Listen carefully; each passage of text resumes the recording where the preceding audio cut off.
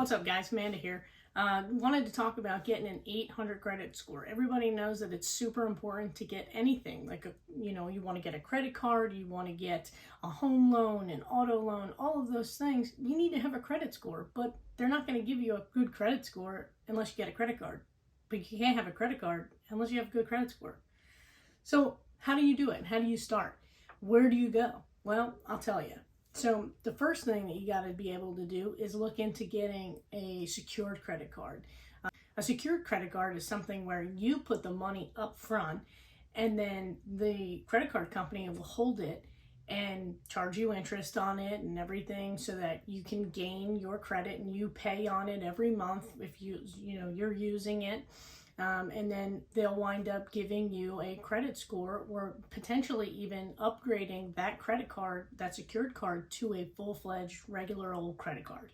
I really like that do this. One of them is the Discover It secured card. Now, the Discover It secured card, you don't have to have good credit. You don't have to have any credit. They'll take and literally give anybody one of these cards as long as you put up a minimum balance. So you will put up your end of the bargain. You'll put up your $200, $500, and then they will hold it. And then you use it as a credit card, for gas, groceries, whatever you would regularly use money on. Then they also give you cash back on it. And then after your first year, they match it. So if you made $50 in cash back rewards at the end of your first year, they're going to match it. So they're going to give you another $50. So it's kind of a no-brainer to use it as long as that you pay it off in full every month. So you don't only just want to pay it off in full every month at the due date, because then they're going to charge you interest and then you're not really making out on it. What you want to see is when they actually report it to the credit agency. And at that point, you want to pay that off before that date so that when the credit card company reports it to the credit agency, you have a zero balance. You don't have a lot of money saying like, oh, well, this is tied up in debt. It's zero balance. So you have X amount of available credit. And that will show well on your credit report and give you that will give you the time to boost your credit. All right, so let's break down credit report, credit history, credit numbers. What are these things, right? So basically, you have a credit worthiness score, and it's saying to companies who want to lend money that you're going to pay it back because they don't want to lend out money to people who aren't going to pay their bills. So there are 6 in total factors that go into the makeup of your actual credit score, okay? 3 of them have the highest impact, and we'll go over those into some little detail. Number 1 highest impact is your payment history. So the number that they get is generated by a formula, okay? It includes all the possible payments that you can make across all of your reported accounts, and they get a percentage from that, and then that percentage gets inputted into what your credit score worthiness will be. Then they look at your credit card usage. Now this has a really high impact. So when you're using credit cards or anything like that, if you have one credit card with $1,000 account balance, it's recommended that you stay under 30% just to maintain a good score. But if you have a 0, obviously that's the best. Out of 30%, 0% or 30%, which one's going to be better? So you want to keep it as low as possible. And that's why paying it off in full every day or every month is going to be what actually makes your credit score go up. Banks usually share your credit information on the bureaus the same day every month, and it doesn't change. And it's not your billing cycle. So you always want to be sure that you are paying your bill that month for that credit card before that day so that they're not reporting $1,000. Say you have $1,000 in bills and you want to pay them all on your credit card because your credit card gives you cash back. it's a 5% cash back. So why wouldn't you do that? You know, you're getting a 5% discount on every bill that you have to pay anyway. So why leave that 5% on the table? You want to make sure that that you're paying your bill before the bank reports it to the credit agency, because then it's going to show a lower balance versus the higher balance. The other thing that has the highest impact on your credit is derogatory marks. So if you have things in collections, if you have liens against you, all of those things are going to be showed up in your credit report as a derogatory remark. Now,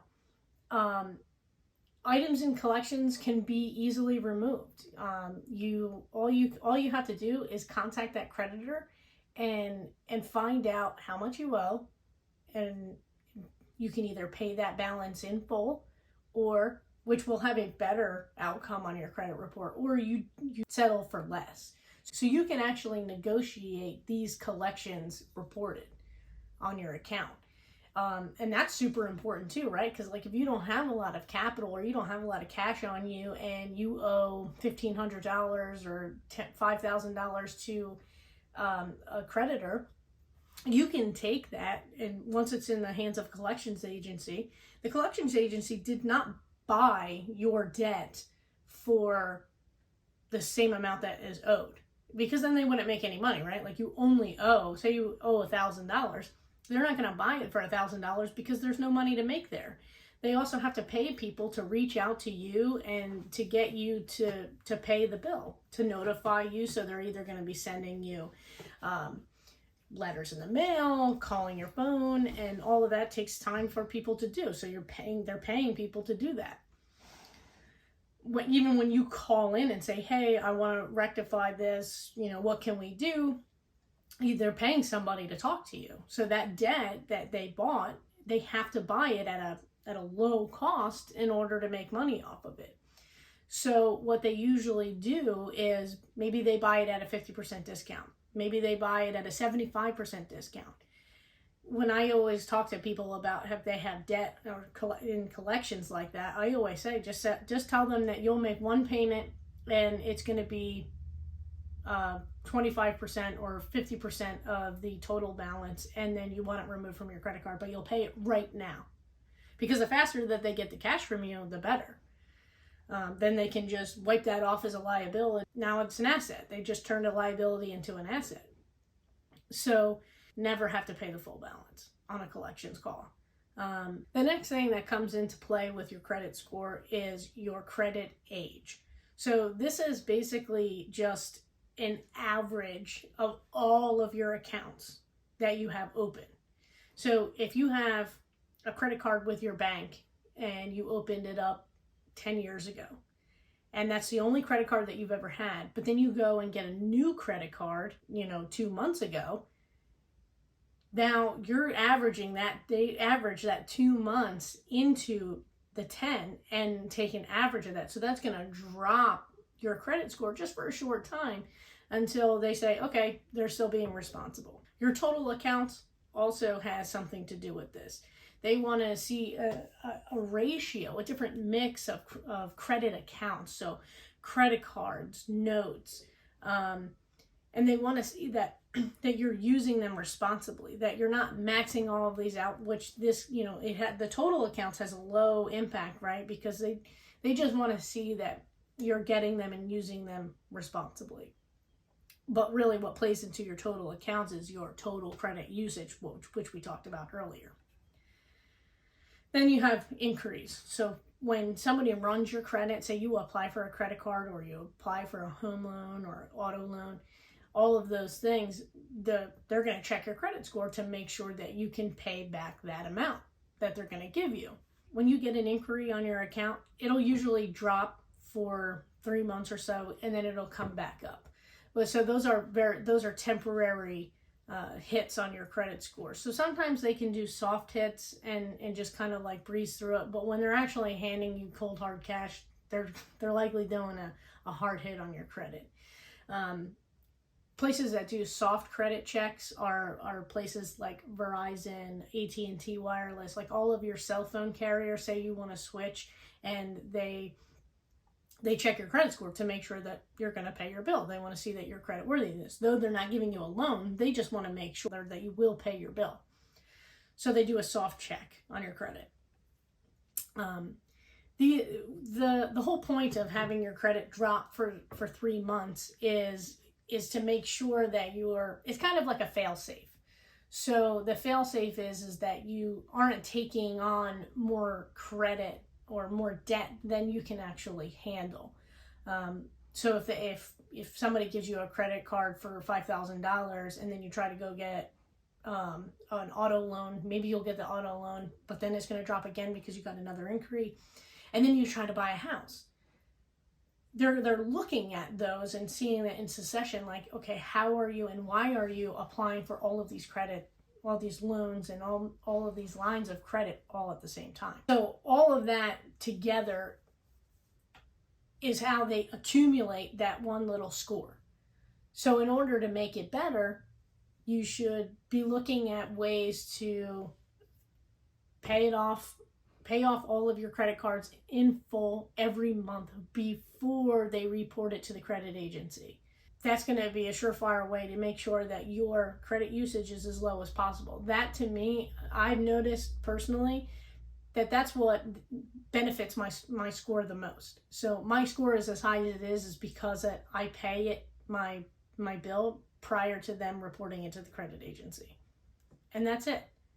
And sometimes, that winds up being a little weird because it might be the 15th, but my bill is due the 26th.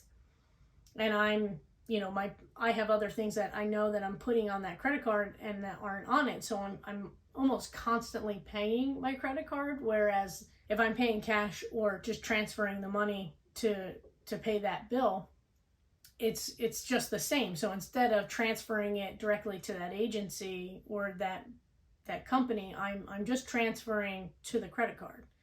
So it's almost like I pay every bill twice, essentially, because I pay it on my credit card and then again I pay my credit card. So there's a lot of finesse, and you'll find the way that you want to do it, and what makes it most comfortable for you.